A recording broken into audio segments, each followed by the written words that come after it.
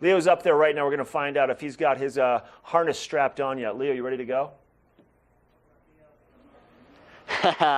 Mark, I am ready to go. No harness quite yet, maybe soon, and if I'm lucky, but I'm here with Ryan. He's from Epic Discovery Program. Ryan, how are you doing today? Not doing too bad, you know. You can't really complain with this view out here. It's a nice place to work. It's not a terrible view from this kind of office, if you want to call that. It's better than your run-of-the-mill cubicle, if you will. Yeah. Why don't you tell us a little bit what you do up here for the Epic Discovery Program? Alrighty, so I work around the ropes courses, help out with the attractions, kids ropes, rock wall, tubing hill, wherever they need me, really. I would like to say my favorite place to work is the coaster. It's really relaxed, and most people tend to enjoy it. So yeah, I help out just about anywhere I can. Absolutely. I think most people have never experienced a roller coaster at these kind of elevations. Roller coasters will obviously take you very high in the air, but you know, seeing these amazing views while you're on a roller coaster is kind of adding a cherry on top of the milkshake, if you will. Why don't you tell us a little bit about the Force Flyer and what there is to know, all the great things about that roller coaster? Okay, so the Force Flyer is probably my favorite activity here. It's not like the ropes courses, the zip lines. It's a coaster going down a mountain, which you can't really... A bee, that is. Yeah, exactly. Yeah, you can't really beat. You get to see a lot of wildlife, anywhere from marmots to deer to elk to bears, sometimes moose. And you go down 25 miles an hour. You get to control how fast you go. In my opinion, it's the best just to full throttle it and fly down the coaster. So it's a good time. So if people have the option of how fast they want to go, is this one of those roller coasters where you go upside down or go through a bunch of loop-de-loops? There's some really hard bank turns that get you going, and you kind of have to lean into them, because if not, you'll feel like you're falling off the coaster. So there's no loop-de-loops, but there's some pretty hard turns in there that are a lot of fun. Okay, and then moving on, for someone who wants an activity maybe where they create their own speed, where they get their own endurance, get a little workout, if you will, what kind of maybe mountain bike options are there on Vail Mountain? So there's a lot of new mountain biking. They've last year Radio Flyer was closed, and they just finished building it.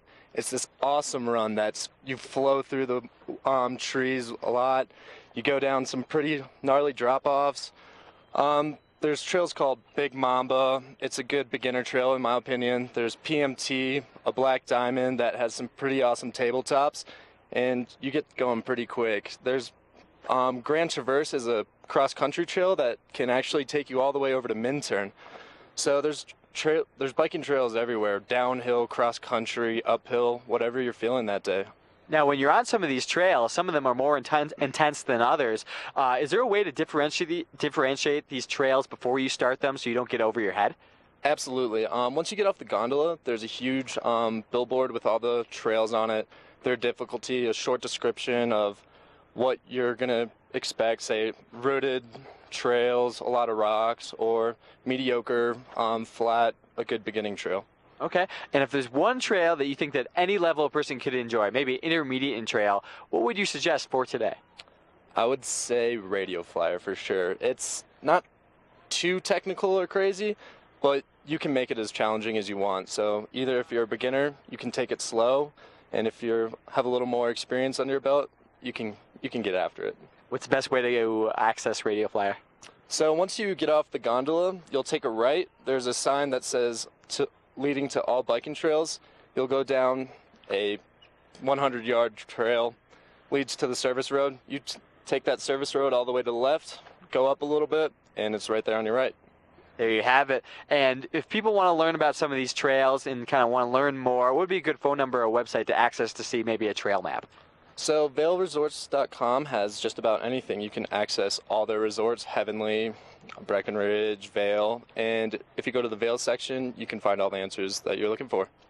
There you have it. Well, check out Vail.com for all your on-mountain information and so much more.